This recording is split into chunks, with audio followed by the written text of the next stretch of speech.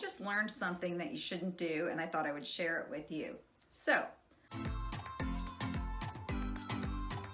I put glaze on this whole piece. I underglazed it, and then I put clear over top, and I left it sitting in my studio. And when I found it, I also have this piece here, but I don't know if you can tell, the glaze is not quite as thick on this one.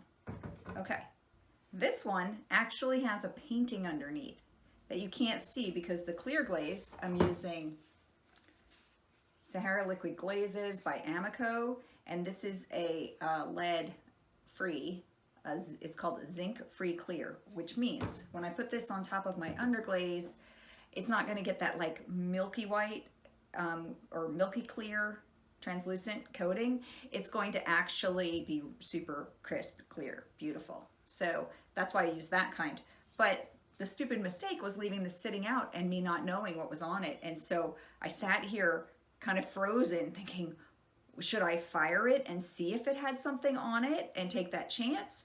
Or what do I do? But then I kept thinking back, and I know this one design that I drew with trees and my town's name and all that stuff on it. I never made it into the kiln, so I know it has to be this piece.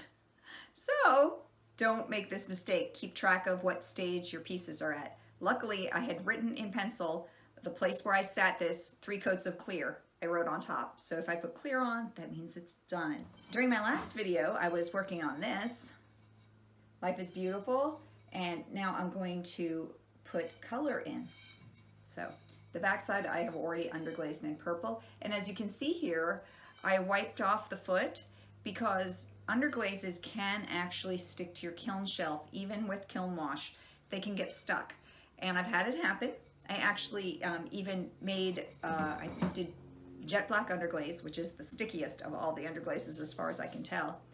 It's most likely to glassify and stick to things. I think that's the right word, I'm not sure. Anyway, I made it a lidded potpourri dish for a lady. Painted the inside in the black underglaze, and then I painted the rim of it with black underglaze thinking, oh, this is gonna look really crisp. And I fired them together without putting anything between them, and the underglaze stuck together, and so I had to do a repair job. What a mess, don't do that. Don't have your underglaze stick together. Some people put little clay balls between it. In exciting other news, I made certificates of authenticity for my artwork today, because if you're spending $90 on a mug because it's got somebody's hand-painted art on it, you want to know for sure that it's real, And apparently a lot of artists are having their works ripped off from them. Artwork that gets shown online, of course, is more likely to get ripped off and somebody try to pass it off as their own.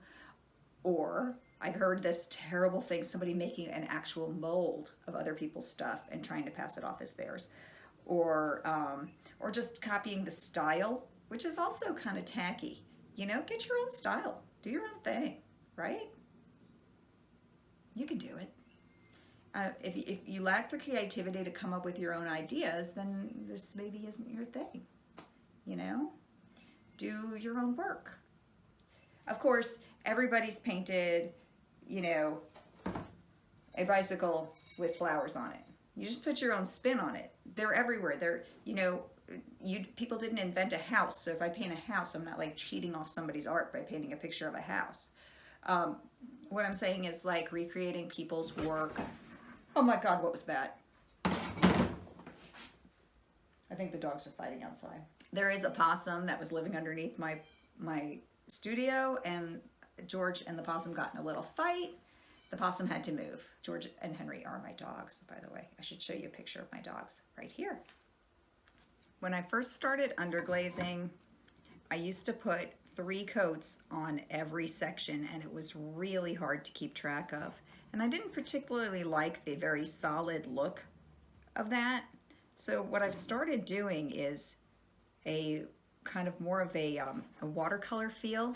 I mix a lot of water into my underglaze, and then I kind of just brush it on, and then I'll go back over certain sections that I want, you know, to highlight, make them a little darker, maybe make it look like go around the edges a little more, and that way that might give something a 3-dimensional look. So just, you can play with those ideas if that suits you. Watercolor really is a system of layering.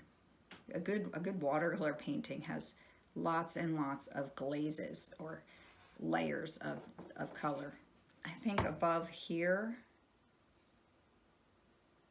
I think I want to do those gray, you know, because sometimes they're silver. On my old Schwinn, those were silver. I used to love to go out and like polish up my Schwinn. Some more elements of blue in here. I think I want to make one of the flowers blue. Just kind of help move the viewer's eye around the page. Put the color in various places. I think it helps. I need a tinier brush. Use a really fine brush. These are ultra cheap nail polish brushes. I got 10 of them on Amazon for like a couple dollars. Around here I can come back in and do a little darkening, another layer of the blue. But not every spot, you know, just kind of be casual about it. I'm trying to move more quickly now so I can get more work produced. It's more fun if you don't get stuck in one project all the time. And I know that because I produce a new drawing every day, and I find that really amusing. I don't love getting stuck, you know, for a month painting the same painting. So I tried that. I was doing fine art in a studio space here in town until COVID, and then we moved out of the space because people just stopped coming in, and there was no point in paying monthly on spaces when we couldn't get the foot traffic and people were afraid to get sick, and you know. So I moved home, and then at one point I just took this artist's advice, and he said draw something every day. And so it was like draw the same thing every day, but I couldn't do it. Like I tried drawing a house every day, but I kept veering off into other subjects. So I partially took the guy's advice. I partially, like if I couldn't figure out what to draw, I would draw the initial thing, which was a house. And it got boring. Painting up different designs or, you know, a different funny idea or whatever every single day really works for me. Although I have to say, I have been a little bit exhausted now and then. These two colors have an X between them. Cinnamon and rose, because rose fades. The underglazes are rated for low fire, but I do a mid fire. And those two underglazes, they burn out at temperature.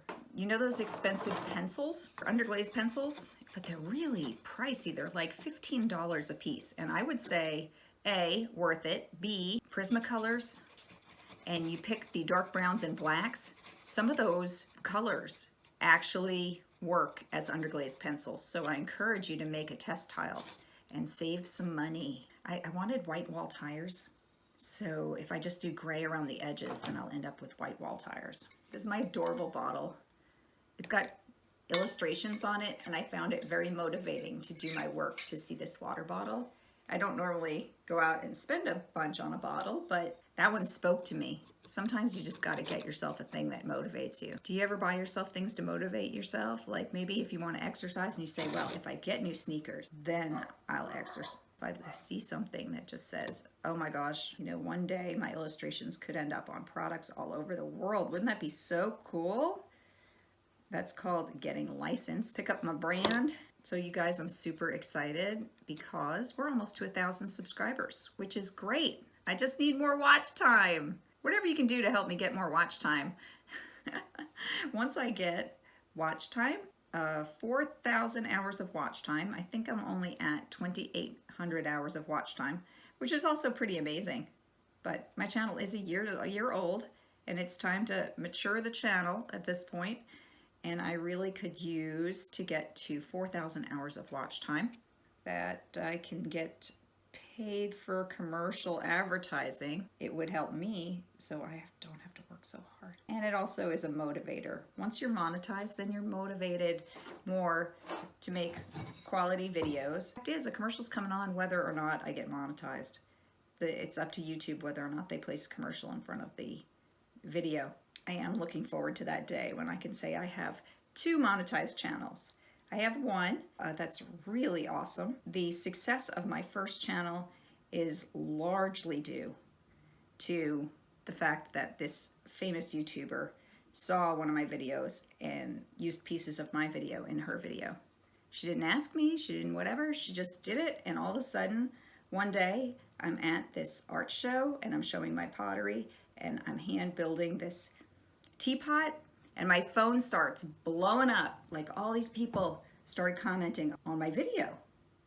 And I'm like, what? It has lots of views. Last time I looked, which was a few months back, I had 750,000 views on my other channel, which for some people, you know, they'd be like, oh, that's nothing, right? Because they've gone viral or whatever. But for me, such a big deal, huge deal. I mean, 750,000, that's like 750,000 people have sat down to see what I'm doing. It's like, it's nuts. It's nuts. So exciting. White wall's kind of in there. And if I want, see, I do first 2 layers underneath of white. Just, I make a base coat. And that way, when I make a mistake, like here, you can't, the white wall is partially obscured. You could take this is a number 11 blade, and you could just pick it back. And now it looks like a white wall again. I found out that if you say you wanted super tiny text on something, and you know you can't paint super tiny text with this. This is too hard. It's near impossible. What you can do, like say I wanted to make a sign right here. You can make a rectangle of black and then cut back down to that base layer of white with the tiny tip there, or with your pen tool, and you can just cut through it to write your tiny lettering. It works awesome. You're welcome. I hope you enjoyed our talk. I hope you enjoyed today's discussion, and if you did, please do me the kindness of giving me a like down below. Thanks. Have a great day, and see you next time.